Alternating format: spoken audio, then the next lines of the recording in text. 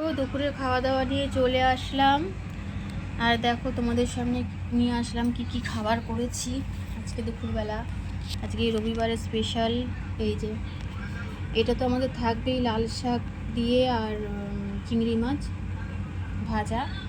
আর এই যে স্যালাড কেটেছি।